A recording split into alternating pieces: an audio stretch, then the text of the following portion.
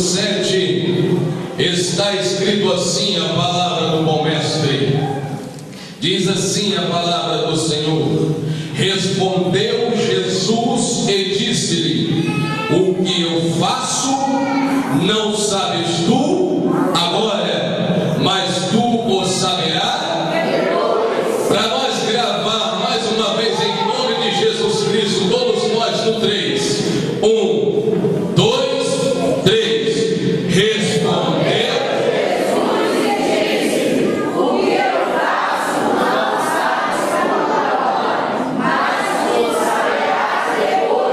Louvado é o nome do nosso Deus. Ainda de pé, veja a tua Bíblia.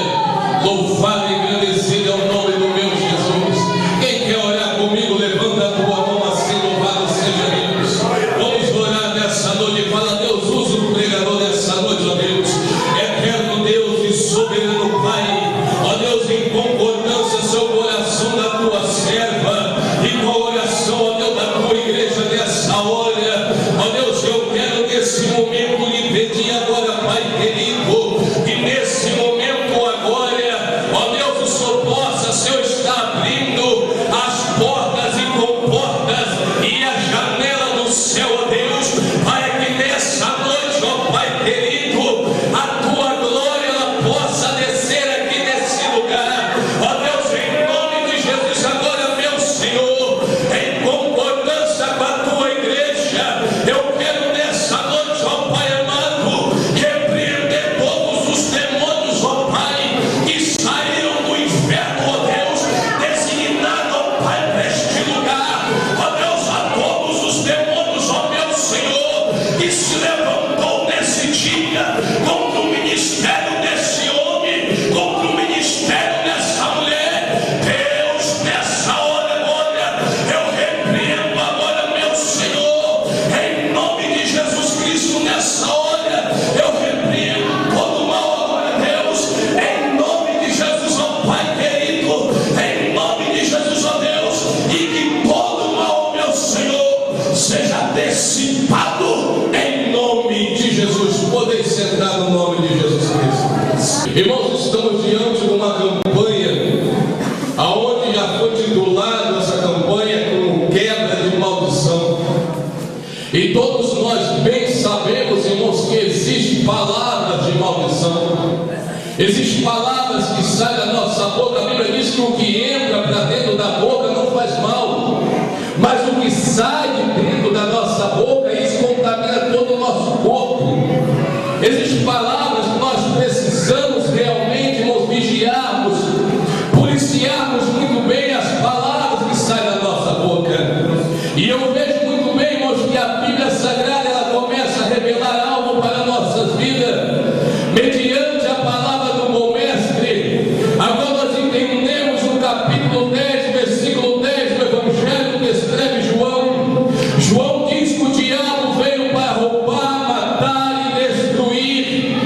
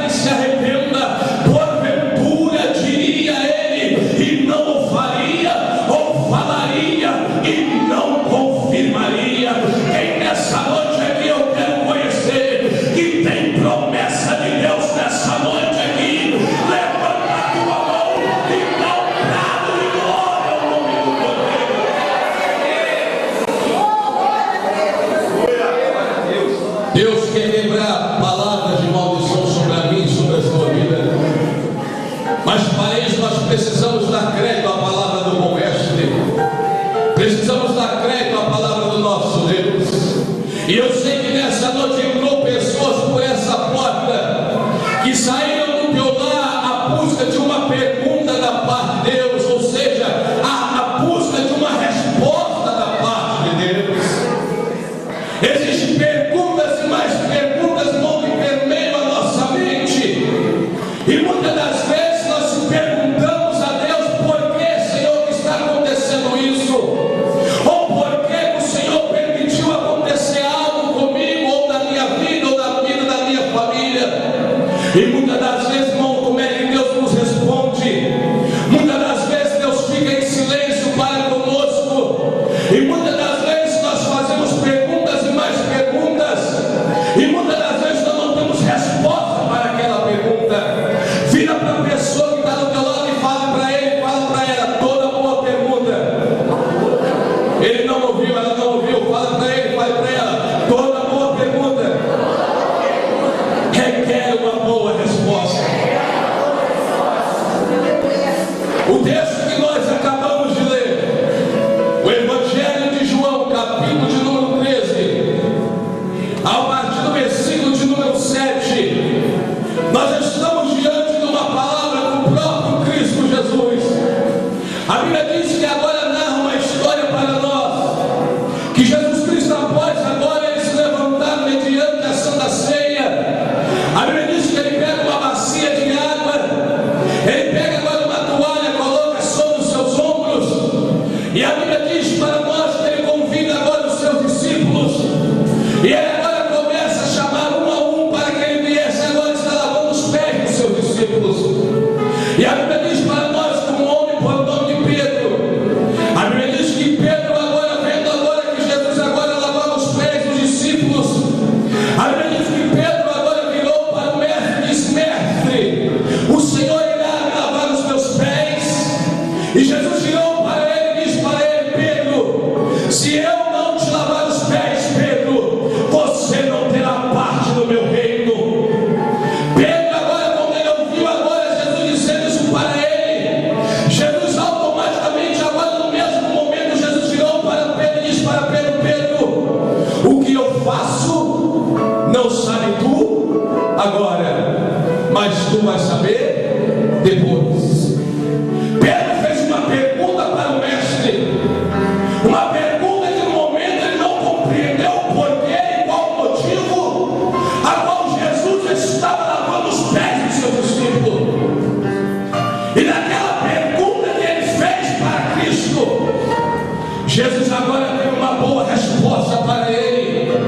Jesus virou para Pedro e disse para Pedro: Pedro, o que eu faço não sabe tu agora, mas tu vais saber depois. Como eu disse, volto a dizer, existem perguntas e mais perguntas que nós começamos a perguntar para Deus: Deus, por que a porta de emprego fechou? Deus, por que o meu filho, a minha filha, ela estava caminhando para a tua casa e agora ele parou de caminhar, ela parou de caminhar? Deus, eu não entendo por que, Senhor.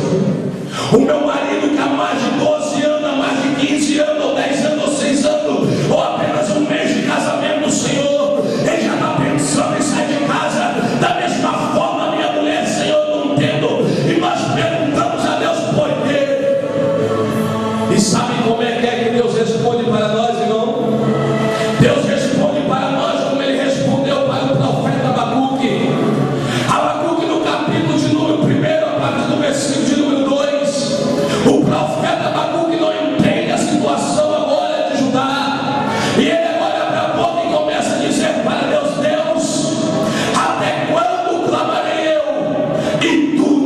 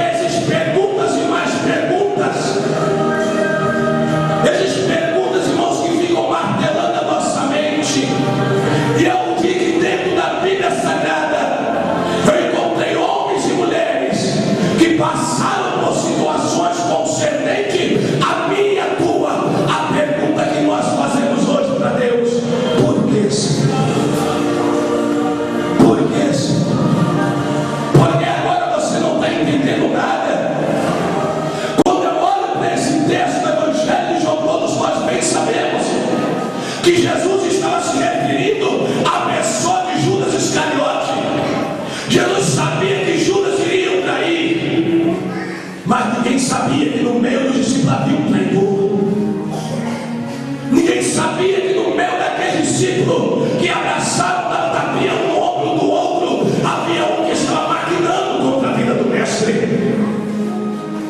Dentro do seio da igreja, no corpo da igreja não é diferente. Existem homens, existem mulheres que você pode contar com ele, pode contar com ela.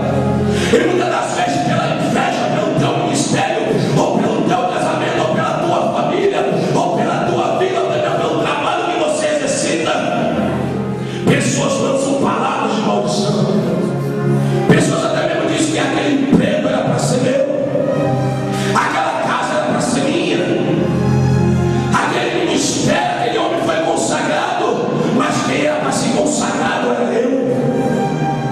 Existe isso no meio da igreja, e Jesus já estava providenciando algo para que os discípulos viessem entender que até mesmo no meio da igreja existem pessoas que não têm um pingo de temor, assim como Judas Iscariote participou da Santa Ceia, tomando o cálice do Senhor. O apóstolo Paulo ele disse que aquele que come e bebe indignamente, come e bebe para a sua própria condenação. Judas comeu e bebeu, não decidindo o corpo e o cálice do Senhor. Meu querido e minha querida, quantos hoje em dia têm tocado e têm bebido indignamente? Mas nessa noite eu quero me adentrar ao texto que nós acabamos de ler nessa noite. Jesus dizendo: o que eu faço não sabe tu agora, mas tu vais saber depois. Tu está sentado aí, está pensando: meu Deus, o que é que esse homem vai falar? Até agora eu não consegui entender aonde é que ele quer chegar. Mas Jesus está dizendo: o que eu faço não sabe tu agora, mas tu vais saber depois. Como eu disse, existem várias passagens na Bíblia de homens e mulheres. O primeiro homem, o primeiro personagem da Bíblia que eu quero trazer para a nossa vida hoje, um homem que agora ele não entendeu nada. A Bíblia chama ele pelo nome de Abraão. A Bíblia diz para nós que esse homem lá na terra de Ur dos caldeus, a Bíblia diz que quando Deus chama esse homem era um homem que não conhecia ainda Deus, mas ele tinha uma admiração por Deus. Segundo a escatologia, esse homem era um homem que estudava os astros. Esse homem era um homem que estudava as constelações de estrela. Esse homem estudava acerca do universo, e ele ficava contemplando, admirando a beleza do Criador. Ele olhava para o céu, olhava para as estrelas, e ele tinha uma admiração por Deus, ainda que ele não conhecia Deus, mas Deus já conhecia Abraão. E a Bíblia agora diz que agora que Deus chamou ele pelo nome, a Bíblia diz que quando Deus chama ele Abraão, a Bíblia diz que quando Deus chamou ele pelo nome, ele podia olhar para um lado e para o outro e procurar ver quem é que fala com ele, porque ele era um homem voltado para uma cidade idólatra, aonde as pessoas adoravam Deus de madeira, Deus de metal, Deus de barro, não conhecia ele o verdadeiro Deus. E quando a Bíblia diz para nós que Deus chamou ele pelo nome Abraão, e ele respondeu o Senhor, Deus virou para ele e disse para ele: Abraão, sai do meio da tua